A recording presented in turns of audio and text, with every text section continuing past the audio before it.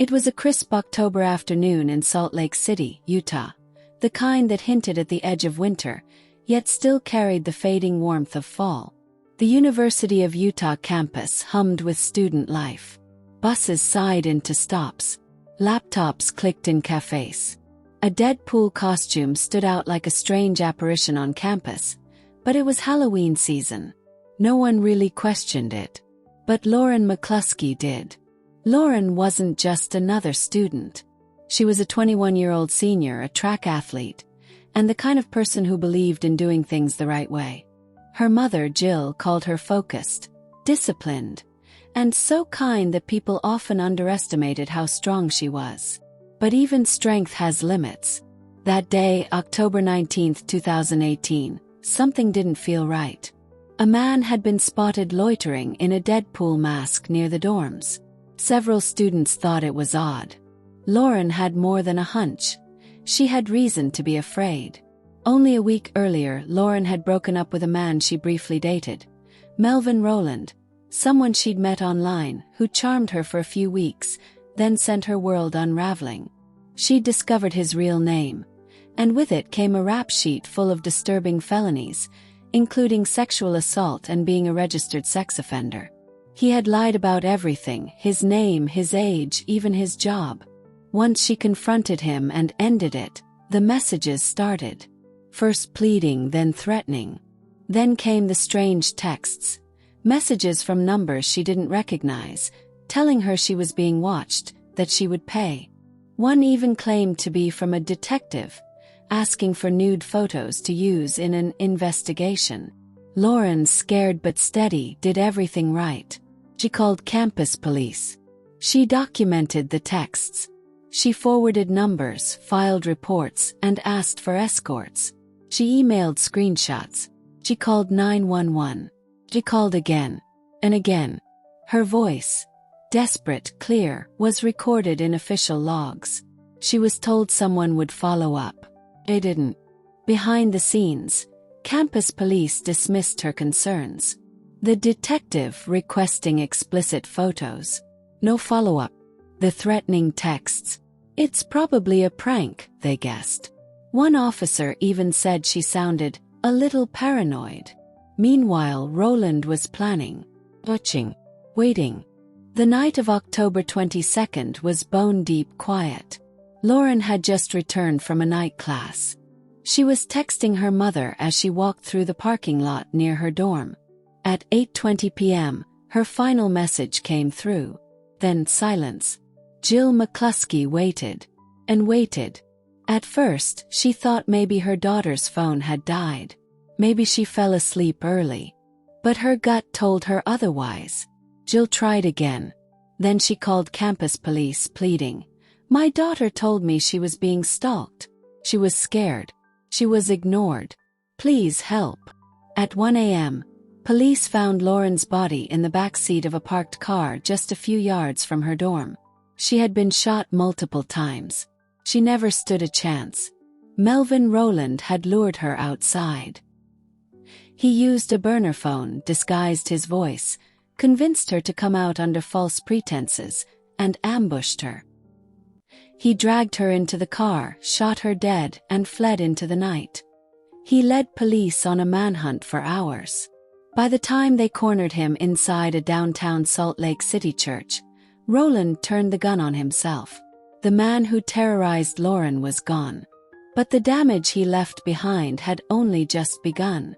News of Lauren's murder shattered the University of Utah campus. What was supposed to be a safe place to learn, run, and dream had failed her. Not because she didn't try to protect herself, but because the very systems designed to protect her ignored her voice. The following morning, Jill and Matt McCluskey boarded a plane to Utah, their faces pale with grief. Jill's last text exchange with Lauren kept replaying in her mind, especially the abrupt silence at 8:20 p.m. She had warned them. She had asked for help. And no one came. As reporters gathered at the scene, campus officials struggled to respond. There were candlelight vigils and carefully worded press releases. But no scripted words could mask the real story. Lauren McCluskey had been failed by every level of campus protection. The questions piled up like thunderclouds. Why hadn't campus police investigated Roland further? Why didn't they trace the threatening messages? Why was Lauren denied an escort even after begging for one? And why did it take her murder for them to take her seriously? The University of Utah Police Department had received multiple reports from Lauren, including screenshots of blackmail attempts, evidence of stalking, and requests for protection. Not once did they contact the Salt Lake City Police Department, despite knowing that Roland had an extensive criminal record and was on parole. He was living only blocks from the university.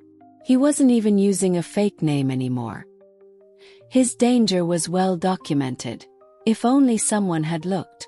Investigative journalists dug deep, uncovering damning timelines. Internal emails revealed a lack of urgency and poor communication. One officer admitted he hadn't read Lauren's full file. Another said she seemed anxious, dismissing her concerns as overblown. It wasn't just incompetence.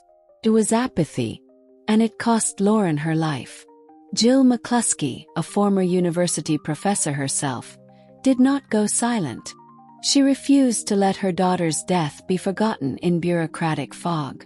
With unimaginable strength, she stood before television cameras and declared, Lauren had her whole life ahead of her. She did everything right.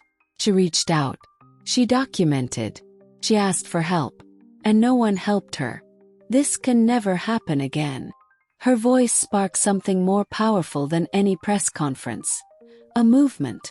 Within weeks, the McCluskeys launched the Lauren McCluskey Foundation, dedicated to improving campus safety, relationship violence awareness, and supporting student athletes. Jill began testifying before legislatures, calling for stricter requirements for campus police departments and cross-agency accountability. She demanded that universities stop treating law enforcement as an afterthought and start treating student protection as a priority. Back on campus, reforms began. Slowly, the University of Utah commissioned an independent review, which revealed dozens of missteps, a litany of red flags that had been ignored. They admitted publicly that Lauren's murder was preventable. Several officers resigned or were reassigned. Policies were rewritten. Campus police were retrained. The university president issued a heartfelt apology, but it came too late for Lauren. Her death became more than a headline. It became a case study in how neglect kills, and how institutions so often fail the very people they promise to protect. Even so, Jill kept pushing.